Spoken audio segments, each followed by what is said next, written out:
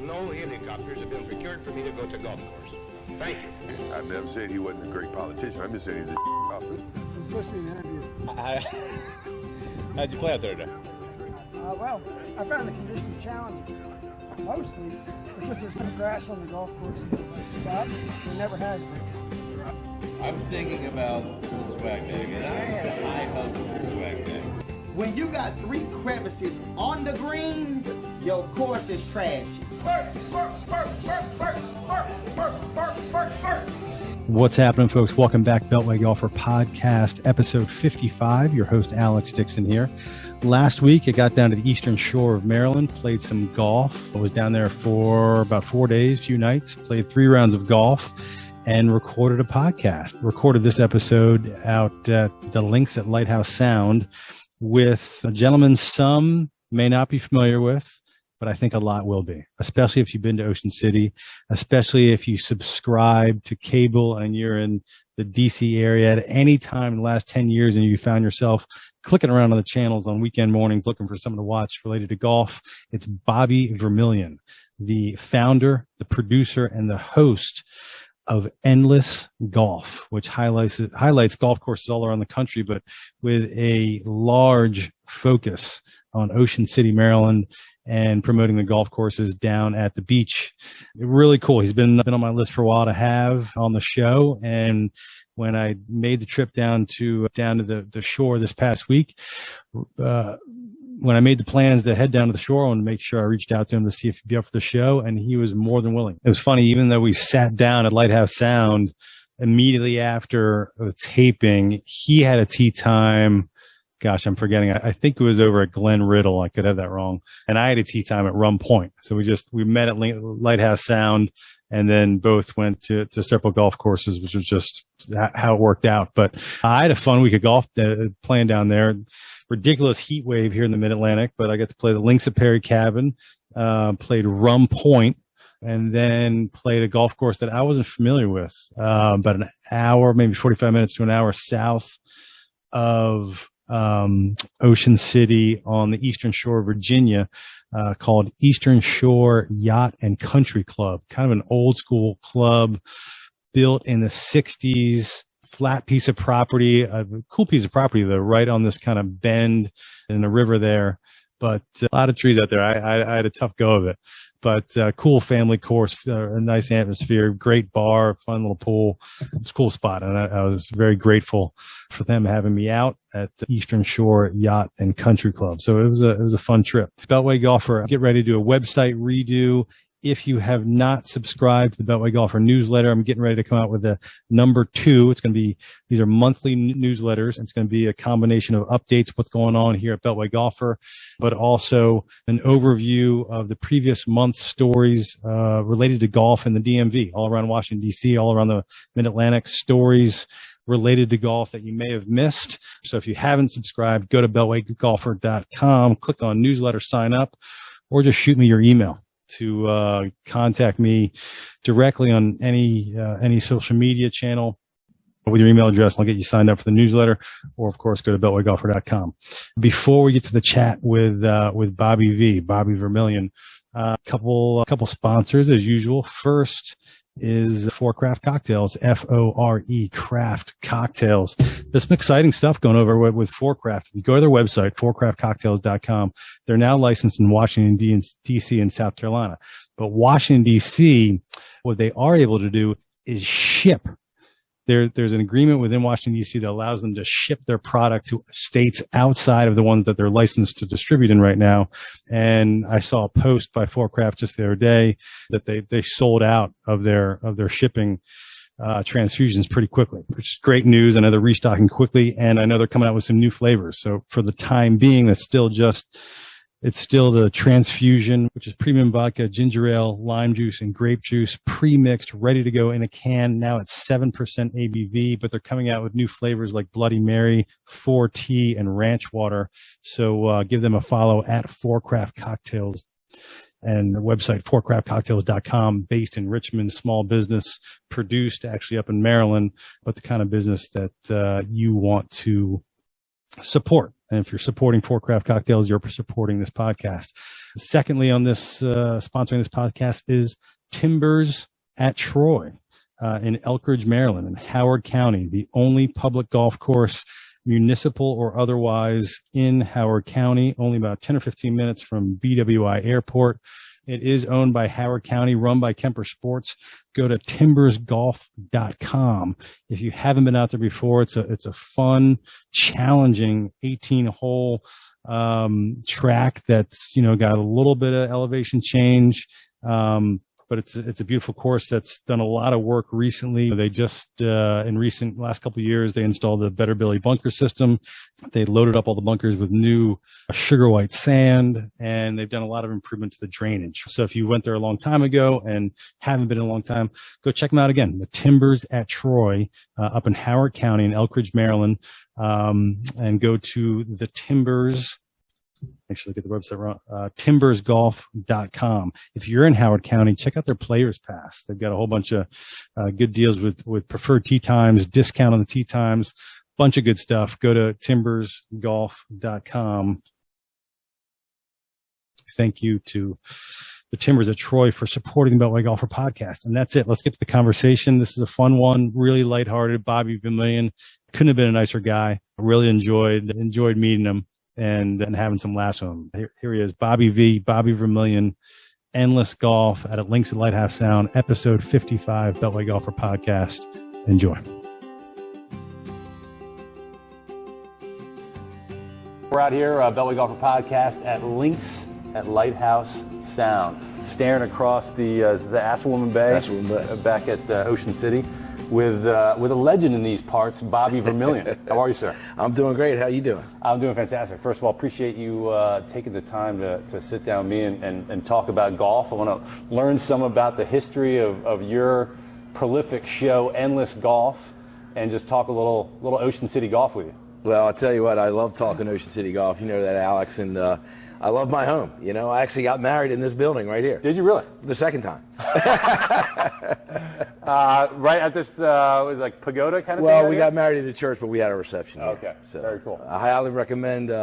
It was a great time. Had a band, DJ. It was a lot of fun. That's cool. Back in 05. In 05. Yeah. Oh, wow. Congratulations. 17 years. Yeah. How long was the first one? The first was 7. to the same woman. Really? Oh, wow. That's cool. I tricked her twice. That's unusual. That's very cool. In golf, we call that an unforced error, right? That's fantastic. All right. So for I would imagine a lot of listeners here are familiar with Endless Golf, but let's real quick, let's pretend someone's listening that's never heard of Endless Golf. Give us the elevator pitch on what Endless Golf is.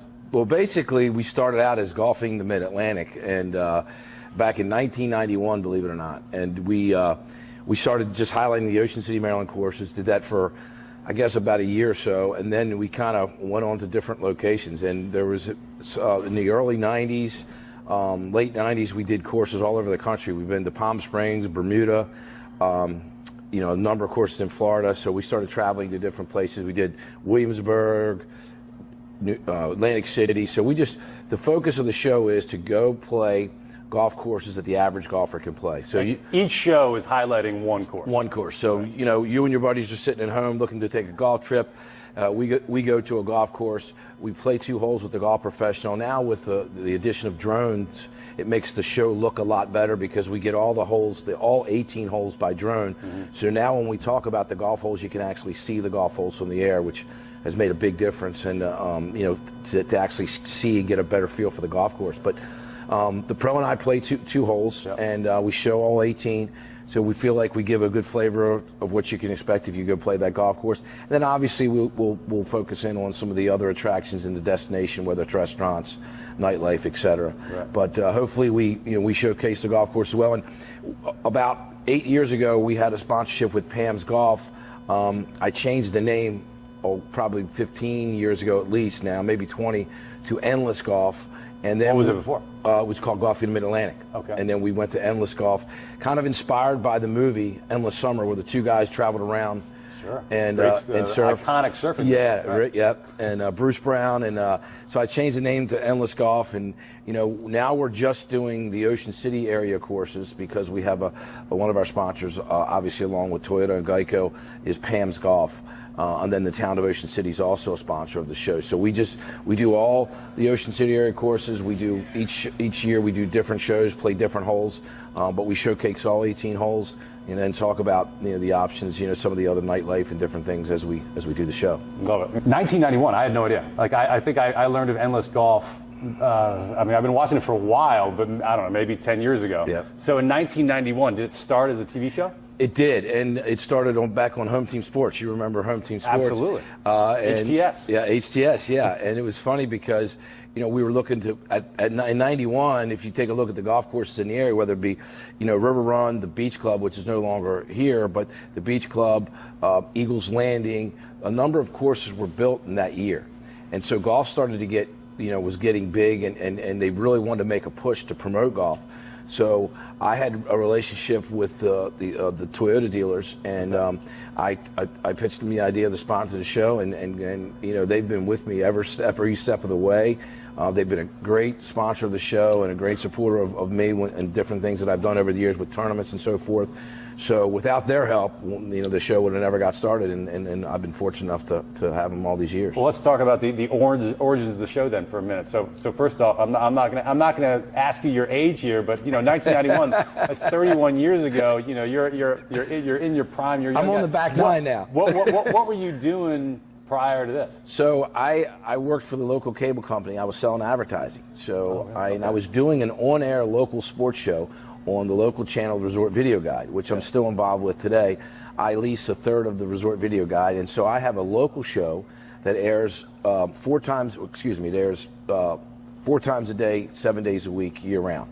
So what we do is we focus in on all the golf courses. 4 times a day? 4 times a day. It's on a local loop, and then there's other programming on there besides golf. Is that the kind of show, does it show up like when you're in a hotel room? Exactly. Exactly. Okay. So I was doing a local sports show with a guy that many people will know, the Stallion, and we're still dear friends today. He owns a restaurant down in St. Pete Beach called the Brass Monkey. He's got a family. He's doing great, but he was a character. And we used to do, it was back before betting was, in vogue. It was, it was kind of passé. Yeah. We did a sports kind of talk show, making picks and predictions. I love it. And so he was just a hoot. So we did that for a couple years, and then golf started to get big, and then we came up with the idea. He was originally my partner in the show. Him and I did the show together for the first few years. Okay. And then I eventually took over. He got into the restaurant business, and the rest is history, I guess. That's fantastic. And so since 1991, when it was called Golfing Mid-Atlantic, over the 30 years, has the format changed at all, or has there always been that I'm going to go play 2 holes with the pro and highlight 1 course? I've toyed around with changing the format, but again, that goal of showcasing the golfers out there, the golf course, there has been a couple times where I've had different business people in Ocean City on town. I have a lot of relationships with a lot of the restaurants. So I had Steve Pappas from the Green Turtle on. I've had Paolo from Lombardi's on. Green Turtle's been a sponsor, right? Green Turtle was a sponsor for a long time. Yes, they're not. I still do business with Steve locally, but not on my regional show. But yeah, they were a great sponsor for a number of years for Endless Golf, and so I played a couple holes with them. I always thought to get someone else's perspective beside the pro. But one of the nice things that the pros are on the air. They get a good feedback from the customers who come in. They get to see them say, "Hey, I saw you birdie that hole yesterday." Yeah. And the question I get asked the most is that one take? And of course, it's not. That was on my list. Right. Let's get to that right away. But actually, no. Most of the time, unless we hit really a bad shot, we kind of use it. One of the things you learn about golf professionals is they don't play a lot of golf. Right. They are working. And these guys, there's not many guys that get to play golf 2 or 3 times a week. I have no excuses because I'm fortunate enough that I get to play it. I'm just not that good. So, when we hit a shot, we only have so much time to play the golf hole. We will kind of do it over. So is that because Ocean City now is it's a big destination, not just in the Mid-Atlantic, but people travel here for golf packages and golf trips. I would imagine from all over the country. Did that coincide those early '90s when Ocean City started to become a golf destination? Yes. What did the golf landscape look like in Ocean City pre-1991? It was kind of Ocean City Golf Club, Ocean Pines. That was pretty much it, you know. And then in '91 is when really they started building, like I said, River Run, Eagles Landing, the Beach Club, and then right here at the links, Lighthouse Sound came. I forget what year this opened, but it was a few years after that. Yeah. And then Rum Point. I think Rum Point was around '91, maybe a little later than, but right around that area, a number of courses. So the focus was, hey, most of these golf courses were just, you know, wetlands, not being. Yeah, just I walked this property with Tom Perlazzo, you know, 5 years before they built it, and you know, it was just phenomenal. We would just sit, we would talk to each other. Because at one point, Lighthouse Sound. But there wasn't anything here before. There was a golf course that started here back in the, I'm going to say, 60s or 70s. Okay. And I think it was Jim Kane who actually started it. So you could actually see a couple of the holes if you walked this property, how they were shaped in a little bit. Okay. You could kind of see they were starting to build a golf course. But then I think the wetlands and the regulations stopped them from building. And then I think it was a union that owned this land for a long time, and they sold it to Tom Ruark, and then he built the golf course. And you know, I really can't think of a better place for a golf course. I mean, you're looking at, it's convenient to downtown Ocean City. It's overlooking, you know, the skyline. And that's one of the things that I really feel about Ocean City Golf. You take a look at our golf course, you look at Eagles Landing, you look at the Lighthouse Sound, you look at Rum Point, you look at Newport Bay. There's some beautiful golf courses. So what having the ability to put these golf courses on video and to show them to people in Baltimore, Washington, Pennsylvania, Philadelphia, even up in Boston, because we're on several different regional sports networks. You know, I think it's a wow factor. I mean, this is some pretty cool stuff here. You must have been were and still are, must be a tremendous asset for the town, for a lot of like the golf package operators, for the courses. I mean, the phenomenal timing of coming up with this idea as the golf boom kind of exploded. But it was pure luck, believe me. But I mean, being on all these regional networks, without that, I would imagine, you know, it would be hard to get the word out about Ocean City. Yeah, I guess outside of, you know, maybe DC, Philly, Delaware. Yes. Well, I think one of the things I'm most proud of is the fact that, you know, I get to do this of the place I love and the course I love, and, you know, showcase it. And we're one of the only destinations that have our own show. Mm-hmm. And really, we have it because of the support of really Toyota, number one. Also, the town of Ocean City, Pam's Golf, and Geico have been sponsors. So those sponsors have allowed me to do what I do, which is really basically not work. Right. You know, it's a job that I love. I mean, it's the dream. It's an advertising business, but I don't consider it work. You know, I mean, I love the people I deal with. Yeah. I obviously love golf, and you know, I don't know what I do. If I ever had to get a real job, I don't know what my resume would look like. You're playing golf a lot. Right.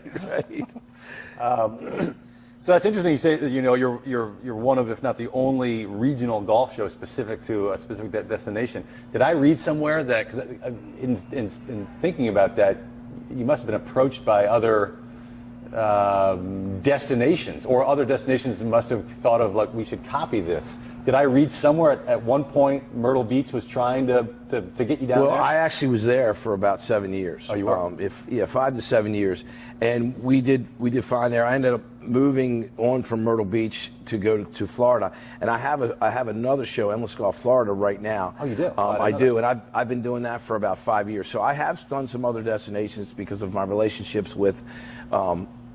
Really the networks, and you know, and I had the ability to get time on those networks and produce another show.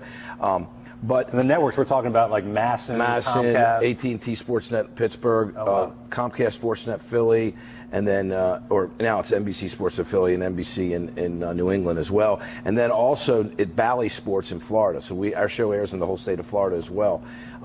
And people say, well, you air shows in Florida. Most of the shows I air are Florida courses, but I do air some Ocean City shows there, particularly in the wintertime, because there's a lot of snowbirds. Sure. Absolutely. A lot of people from New York and New Jersey and that, you know, Philly and Baltimore, Washington, that have homes there for the winter that'll see the show and say, hey, you know what? Maybe we should go to Ocean City and play golf. What's your frequency nowadays, or what has it been? Has it always been, you know, I'm going to do X number of shows a month, or has it kind of been sporadic based on, you know, the whims of Bobby Vermillion? We pretty much do every course every year. So we'll do a new show for each course. During COVID, there was a couple times that I reran. But every course in Ocean City? Every course in Ocean City, yeah. So we'll redo this course. Now, it's beyond Ocean City. It's, we do Baywoods, for instance, and Heritage Shores. And so we do other courses but mainly in this area that guys and women will come here on a golf trip and they'll stay and then they'll play. So we do any course that they would stay and play here. That's fantastic. I watched at some point, this is probably not good for your advertisers, but at some point I've gone back and forth with cutting the cable and not cutting the cable. But I watched a lot of your shows recently on YouTube. Right. And so I think that's where I'm getting, because I think there's a mix on the YouTube of some of them are Ocean City and some of them are the Florida ones. Right. Exactly. And there may be, like I said, year before this, 10 years ago, I was doing shows all over. One of my great stories, people ask me what happened. We were playing the TPC out in Palm Springs, and a stadium course, and the same hole that Lee Trevino got the hole-in-one on. I'm doing a interview with one of the pros there, and we're on the par 3, and he hits one in the water, so we do it over.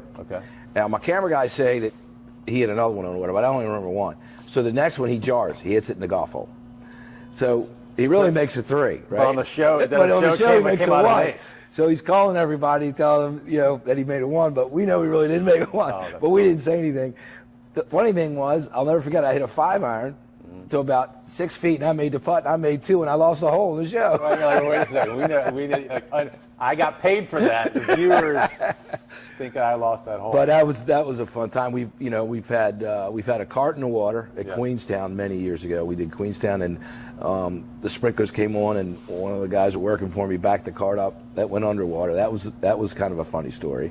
That's funny. So, have the courses, especially the ones outside of Ocean City, like when you're going to Southern California or even Florida, I guess you have relationships now, but or to the islands, like you're talking about Bermuda and stuff. Is it, the courses generally like absolutely come on out, or is there some kind of arrangement with the courses? Or normally what I did over the years is they would take care of my clients. So I would take some of the guys who I do, like some of my friends in restaurants, and I would work a deal with them. Yeah. So, but they were, when I used to go to other destinations, they were more than happy to host us. My focus was always Ocean City. So if I did, let's say if I produced, 20 shows a year, there may be 5 or 6 that are done outside the destination. The other 15 or so were always here. So, and it mainly would go in the wintertime when I would go ahead and go to, Florida or wherever to do the other shows. When you're, because on the show you're playing 2 holes. Are you typically playing a full round after you hit back to the studio and edit? It's funny. Age is undefeated, right? So it used to be no problem. We used to go, get up in the morning with my guys. We do the show, and it takes us probably, if play catches, we got to let it through, and it takes a little longer, but it takes probably 3 hours, 2.5, 3 hours, But I would then, have lunch, and then if I had guys with me, they'd be, ready to go and ready to play. Then I'd go play with them. Then we'd have dinner, have a couple cocktails, go to bed, do it again. Now, I do the show. I don't want to play golf sometimes. I'm like, no, guys, it's too much. I'm out of here. But unless I haven't played the course before, then I'll definitely. What about how big is your team? I mean, obviously a camera guy. Is it much more than that? I have 2 camera guys. 2 camera guys. One guy, Ken Davis, who's been with me forever. He does a great job. He does all my stuff on Endless Golf. He does all my stuff on the Resort Golf Guide and the Resort Video Guide. He's been great. And we travel. And then I have another. Do you have some editors or something? He does all the editing too. And I have another camera guy, Eddie O'Malley. Eddie sold his restaurant, was looking for something to do, had an interest in photography. And, so he ends up, doing some stuff with me. And, when we were traveling and doing all that, it was great. Because we're friends and we get along, and it's been fun. That's cool. It's like taking a golf trip with a camera. Right. So, absolutely. I mean, it's a win-win. Yeah. So you're still going strong. You're there's no end in sight right now. No. I mean, what am I going to retire from? I love it. They're going to have to. Obviously the media and the business is changing, but you kind of morph in to figure things out, and that's what I hope I do. And as I get older, I don't know how long I'll be able to stay on camera or whatever, but hopefully that we can find somebody to continue to, and continue to help promote Ocean City and do something similar, if not the same. So I'm not looking to get out anytime soon. Let's put it that way. I love it. Let's talk Ocean City golf a little bit, just in general. How is Ocean City done? There was kind of like the golf downturn, call it, from 10 years ago to about 2 years ago. Maybe that's No, it was going too far back. I don't know. But when Tiger came on, golf was great. In the beginning, and golf was killing. Then we went into a period where golf wasn't so great, and it was it was competitive, and then the pandemic really was another push that just gave golf a boost. For golf it was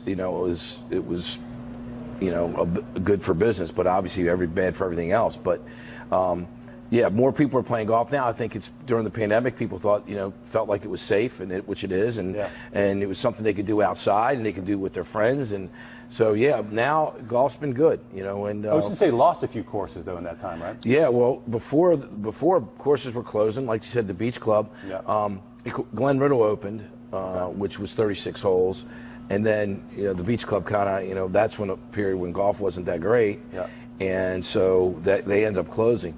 And you get to a point where what's the right number of golf courses? It's just, in any business. People see when business is good, we're going to jump in, and then sometimes it's too late. And I think we got a good number of golf courses, and I think we have a really high quality of golf courses. For the most part, you can come here and play any of our courses, and you're going to be happy. You mentioned a couple times talking about going up to Delaware. Is kind of the Delaware courses and Ocean City courses, and even this, we're not technically in Ocean City right now, right? I don't know if we're technically in Ocean City. I think this is Bishopville. It's called Bishopville. It's Bishopville. But I guess what I'm getting at is there like competition? Certainly, I would think Delaware and Maryland. Like between, do they work? Do the different municipalities work well together? Or I'll just say this, because I've dealt with some of the other destinations. That's been the strength of Ocean City. Really? Ocean City Golf Getaway is kind of the marketing arm for all the courses. Walter Brooks does a great job there, but the key is that's been around for a long time, and it's owned by several of the golf courses. And they have a board and everything like that. But they've been able to put aside, and it's not always been perfect, but put aside the little things and concentrate on the big things. And they're the one destination that pulls their money together to market the destination. And when they do that's really been the difference. I mean, I've watched other destinations fail, in my opinion, because they weren't able to do that. And, of course they're competitors. Locally in the summertime and stuff, but for the most part, if you're staying up in Rehoboth, you might come here, but you're probably not driving all the way to Rum Point. You're gonna play somewhere down that way. So the key is to getting the people from out of town to come here and play golf, specifically come here to play golf. And that's what they do well, is work together to get those people to come here and play. What is, I would imagine, DC, Baltimore, Philly are the three most common, just because they're the most they're closest. But is there one that leads more than another? Well, I would tell you too. Also, New Jersey and New York is a big market for us. But I mean, a lot of the people in Baltimore, Washington, Pennsylvania, they have places here, which is a good thing. That's the other thing that's helped. The real estate boom. I mean, the real estate boom in Delaware, the real estate boom here in Ocean City, the development. Now more people are moving here and living here because it's of the quality of life, and so the courses are busier from that aspect. But that's made a big difference. So, are you a member down at Ocean City Golf Club? I'm a member at Ocean City and at Glen Riddle. Glen Riddle. Yeah. Glen Riddle. I didn't realize Glen Riddle was private. It's not private. Neither one are private. So it's Ocean City Golf Club is not private. No. Ocean City Golf Club is open to the public. They have they have a great membership, and then they have an anniversary membership, which is I think it's the greatest deal I've ever seen. It's like $400 a year or something like that. And you're a member. You just can't. You can only make tee times a couple days ahead. You can't play in any of the member events. But a membership there, I think the memberships are like $1,800 a year, $1,500 a year. Are there any true private clubs like? In Delaware, yes, but not in Ocean City. You know, there's nothing like there's Cripple Creek, which is private. Then in Rehoboth, there's Rehoboth, and there's Kings Creek. Got it. Just here, I don't know that there'd be an appetite. One of the reasons there's so many courses. Yeah. But the membership here, my membership at Glen Riddle gets me playing privileges here at Lighthouse Sound for cart fee, $25. Okay. Yeah. At Rum Point, and the 2 courses at Glen Riddle and Nutters Crossing. Are they all? Is it Ruark? And that's Ruark Golf, yes. And they own all. They own all those courses. And you remember at Glen Riddle, you play those 2, and you play. I mean, that's an unbelievable deal too. If you're looking for great golf courses, now the one thing is sometimes it's busy weekends. It's hard to get on some of the other courses, but they always accommodate their members and do a good job of trying to get them on somewhere. But and I think that's around $3,000 a year. I mean, it's no initiation. It's $3,000 a year. And you can play all these courses and have a locker, be a member, and at a great club. So that's fantastic. So Pam's, what is their proper name? Pam's Ocean City Travel, right? Well, Pam's Golf Getaways. Pam's Golf Getaways. Yeah. They're still like the premier kind of operator down here. Am I? Yes. Yeah. Yes. Did they? So my last Ocean City golf trip I think it was right before COVID. So I haven't been down here for a true buddies trip in a couple years. And I'm getting up in age as well, so I don't know the hot spots anymore. What is secrets and I'm trying to remember some of the big name bars. Secrets, Fagers, obviously, Fagers Island, right, and then in Fishtails is really a really cool place as well. There's a lot of good spots, it depends what you're looking for. My buddy owns, if you're looking for, which I think is the best pizza anywhere, Lombardi's on 94th Street. Yeah, it's great. And of course, iconic places like the Green Turtle. Another thing that Ocean City's, I don't know if I'm misplacing responsibility on Ocean City, but the craze of what started as the Orange Crush. Yeah. Did that start in Ocean City? It did. They say it started at Harborside. But now, it's funny because I go to Florida and stuff, and they don't even know what Orange Crush is, and it's orange grapefruit crushes. Yeah, it's really popular. And now it's like I was at a bar in St. Michael's yesterday after playing Links at Perry Cabin, and they had 10 different flavors of crushes. Right. And it's ruby red, grapefruit, all these different things. Yeah, but another great spot is the Sunset Grill too in West Ocean City. Okay. That's one of the other things too. A lot of golfers that I talk to. If they can stay in West Ocean City, they can rent a townhome somewhere, or they can stay at a hotel, and they don't care really about going to town. You can go to restaurants in West Ocean City and come here or whatever, and not go in town that much if you don't want to do that. So for convenience. I got a question for you about it. It's a very specific, or two very specific places that it's more at my own curiosity about. There's one spot, you head back out 50, I think, maybe my geography's off a little bit. There was a golf course that closed. That then for a while was like a golf course / off-road. Deer Run. Right. Yes. Did you ever go there when it was an off-road? No, it was like I half did. golf. No. Neither did I, but I'm kind of fascinated. They were trying to do it was golf and off-roading at the same time. Yeah, they were trying to do whatever they could. That was when those years when golf wasn't perfect. Right. So how long did that last?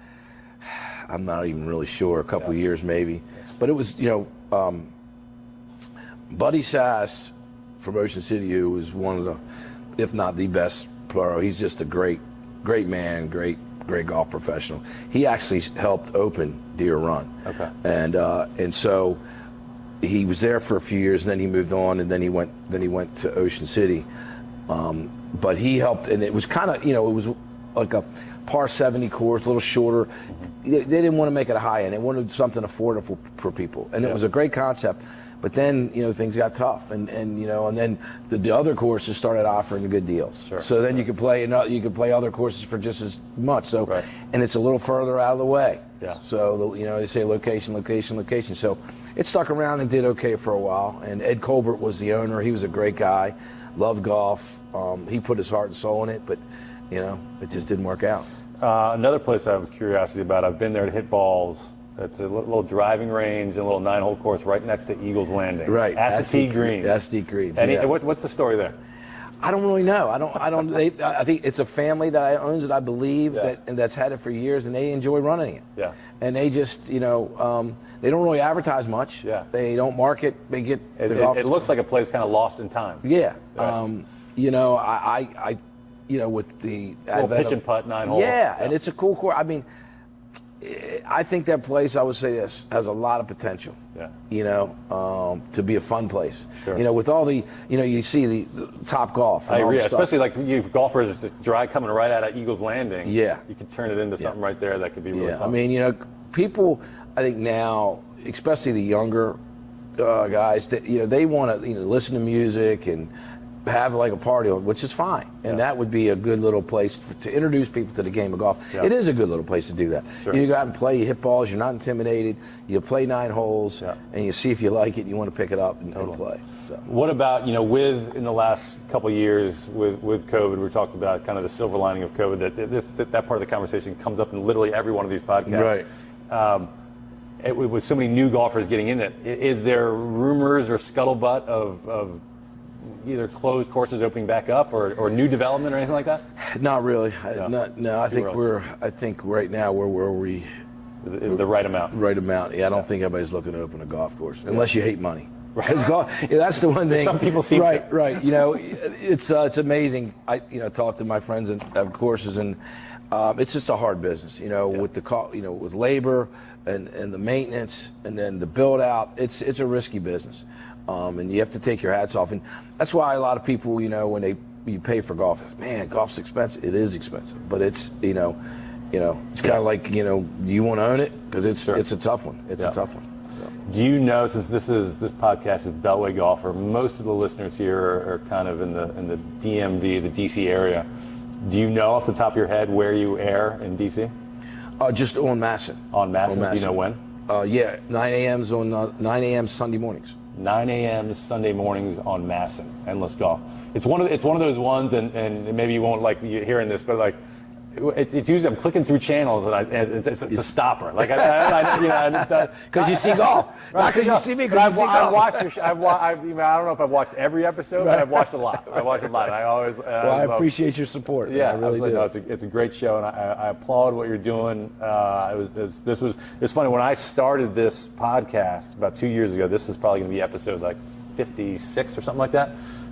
You were early on my list. I was like, I got to do all the DC guys, but at some point I want to go to another city and talk to Bobby Vermillion. That'd be awesome. So you've been on my list for a while. Another one. And recently I got the privilege of winning the Mid-Atlantic PGA, like their media award. I saw you won that. Right. How long ago did you win that? That was I think it was 2001. Wow. Yeah, so a long time ago. Oh, wow. And you're still going as strong as ever. So well, that's unbelievably impressive. Yeah, thank you, man. I appreciate it. I mean, I've been blessed. Let's put it that way. Well, this has been great. I think that's probably perfect. I know you've got a tea time to get to, as do I. So I think this was perfect. Thank you very much. And like I always say, hit them straight. Hit them straight. Bobby, thank you very much. Alex, nice meeting you, man. Thank you. I don't have a good golf game, but I don't really care.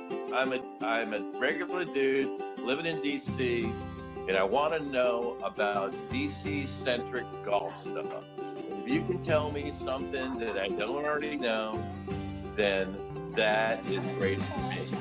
I don't want the regular stuff. I want exciting stuff. I want different stuff. I want stuff I can't hear elsewhere. But I want it to be about DC golf.